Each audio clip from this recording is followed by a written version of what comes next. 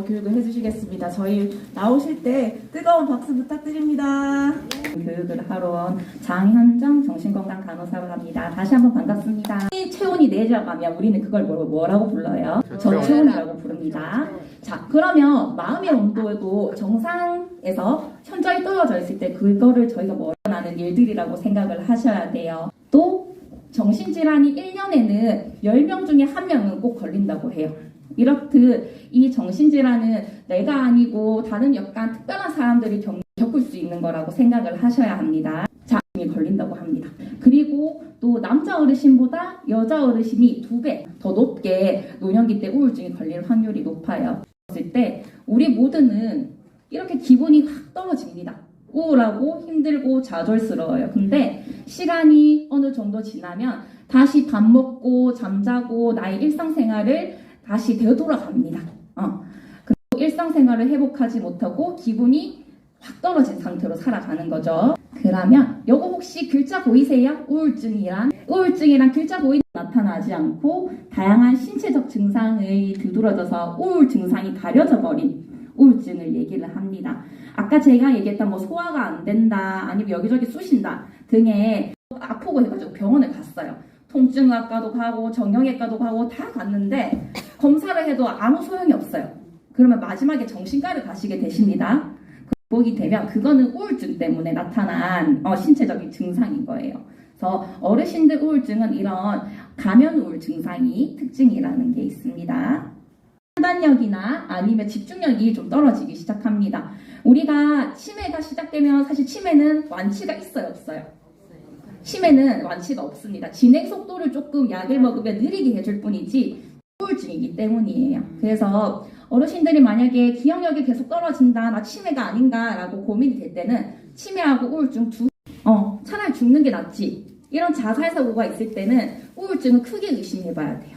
얘기했던 집중력이나 요런 판단력, 기억력이 저하되는 증상이 있습니다. 이렇게 우울증은 나이에 따라서도 좀 다르게 나타납니다. 그래서 그것도 한번 보겠습니다. 뇌의 행복 호르몬이 세로토닌이라고 불리는 거거든요. 세로토닌이 정상 수치보다 현저히 떨어져 있을 때 이게 뇌세포가 활달하게 움직이고 있는 거예요.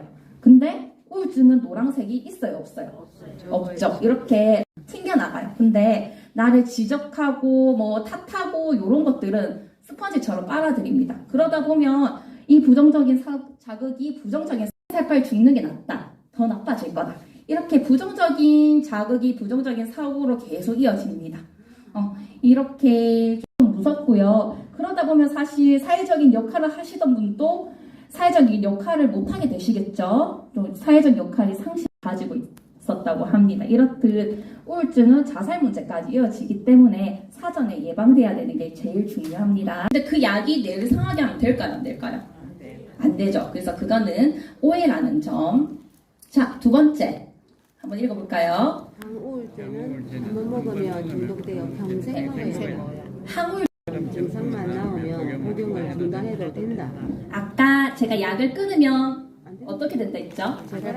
재발될 확률이 높다 했죠. 그래서 요것들이 다 약에 대한 오해, 정신과 약에 대한 오해였습니다. 활동할 수 있는 게 있어야지 사람은 또 살아갈 수 있잖아요. 그래서 그런 취지에서 이런 복지관에서 여러분들이 하시는 활동도 매우 중요하다는 거 말씀드리고요. 약해서 병원에 왔다 갔다 할 힘이 없을 때, 그리고 마지막으로는 나의 우울증을 유발하는 환경이 내 옆에 있어요. 그럼 좀 분리가 돼야겠죠. 그럴 때 하나, 둘, 셋.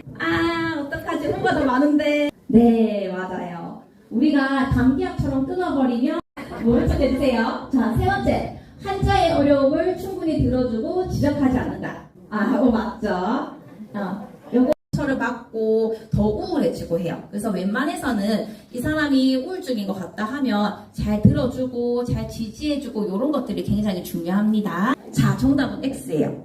사실 내가 죽고 싶어 이런 말 하는데 뭔가 이렇게 얘기해줄 말이 좀 없고, 거기서 이 사람이 진짜 위험하다 싶으면 복지관 선생님이나 아니면 저희 센터 이렇게 연계해 주시면 되거든요. 상담 받아봐라, 요 정도만 해주셔도 돼요. 자, 마지막 우울증이에요. 이게 어떻게 보면 내가 오지랖인 것 같아서 말을 좀 못하겠다 하시는데, 자기는 여러분들하고 풀어봤고요. 예방이 사실 제일 중요해요. 우리 질환에 안 걸리는 게 제일 중요해요. 한 번씩 체크해보는 거. 다음에 우울증을 좀 편견을 좀 가지지 않고 제대로 바라보는 거. 우울증은 마음의 질환이다. 이렇게 생각하는. 또 네 번째는 내가 스트레스 받았을 때 그거를 잘 인식하고 잘 풀어야 돼요. 사람이 스트레스를 안 받을 수는 없지만 잘 풀어야 됩니다. 다른 사람이 힘들 때도 도와줄 수 있어요. 그래서 힘들 때는 도움을 요청을 하는 것까지 여러분들이 하셔야지 우울증을 예방할 수 있습니다. 이렇게 좀 진하게 표시를 해놨거든요. 그거가 1점으로 체크하시면 돼요. 무슨 말인지 아시겠죠? 그래서 내 감정을 내가 체크했는데 다 15개가 해당되더라 하면 15점이에요.